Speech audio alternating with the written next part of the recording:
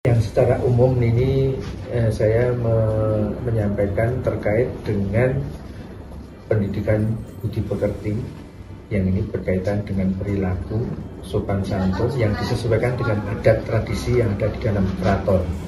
4 prinsip ini harus dipegang yang disebut dengan konsep sawiji, greget, senggur, uramingkuh. Nyawiji itu kan konsentrasi pada bidang yang kita tekuni. Ini wajib.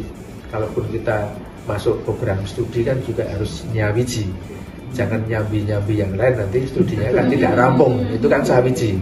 Terus greget ini kan artinya kan totalitas. Orang Jawa itu kalau wis klebus ojo bali, neng terus ke masa wis klebus kok bali kan rugi. Nah ini harus terus. Kemudian sengguh itu percaya diri. Kepercayaan diri penting tetapi tidak boleh sombong. Ini ajaran yang selalu diberikan, meskipun kita bisa, tapi jangan menonjolkan kebisaan kita tanpa diminta orang lain. Dan yang terakhir adalah uramingkuh, itu kan pantang menyerah. Jadi harus tekad bulat, apapun yang terjadi, rintangan seberat apapun harus dilalui, karena itu adalah ujian atau cobaan untuk menuju kesuksesan. Nanti akan menemukan 3 hal ketika sudah berada di satu bidang yang ditekuni.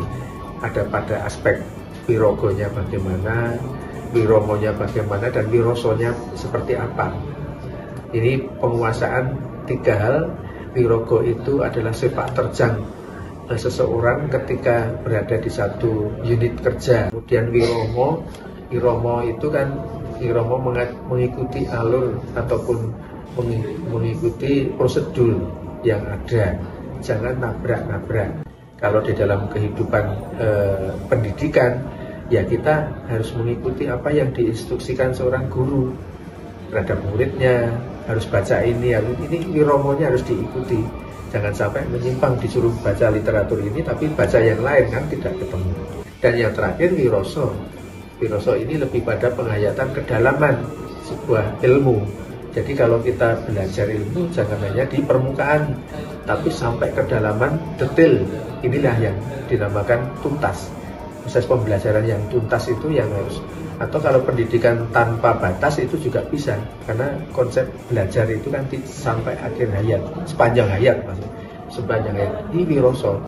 Sehingga konsep 4K, kampung, kampus, keraton, komunitas itu menjadi satu yang terintegrasi. Jadi bagaimana penjabaran 4K itu kalau dilakukan saya kira akan sangat bagus sekali, karena satu sama lain saling terkait. Tidak bisa secara parsial kita hanya mengandalkan masalah-masalah sosial budaya itu pada 1K yang ada, tapi harus 4K itu memang harus kita kaitkan supaya saling mendukung, sehingga kekuatan keistimewaan Jogja ini memang bisa terjaga.